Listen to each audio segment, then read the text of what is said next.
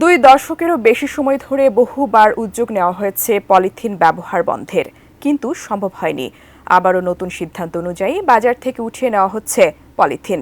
বিকল্প হিসেবে পাটের তৈরি ব্যাগ ব্যবহারের কথা বলা হচ্ছে, কিন্তু আদৌ কি বন্ধ হবে পলিথিন ব্যবহার?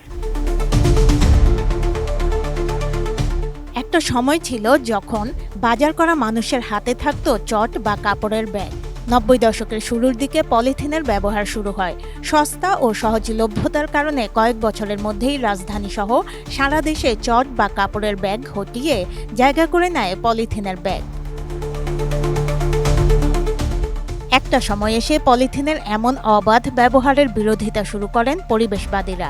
তাদের গবেষণায় উঠে আসে পলিথিন খেয়ে তিম, ডলফিন, কচ্ছপের মতো সামুদ্রিক প্রাণীর মৃত্যু হয়। পলিথিনের প্যাকেটের কারণে পাহাড়ের জল নামার পথ জলরুদ্ধ হয়ে যাওয়ার পাশাপাশি ধস নামা, সমুদ্রতট পলিথিনের প্যাকেটে ভরে যাওয়ার মতো নানা ঘটনা ঘটে। সুতরাং বিশ্বের সবথেকে ভয়াবহ দূষণকারী পদার্থ হিসেবে চিহ্নিত করা হয় পলিথিনকে।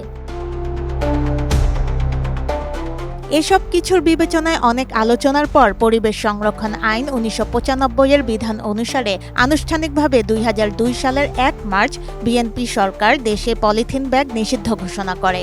এরপর ২০০৯ সালের ৬ জানুয়ারি থেকে ২০২৪ সালের ৫ আগস্ট পর্যন্ত ১৫ বছর আওয়ামী লীগ শাসন করেছে। কিন্তু আইন থাকা সত্ত্বেও বন্ধ হয়নি পলিথিনের ব্যবহার।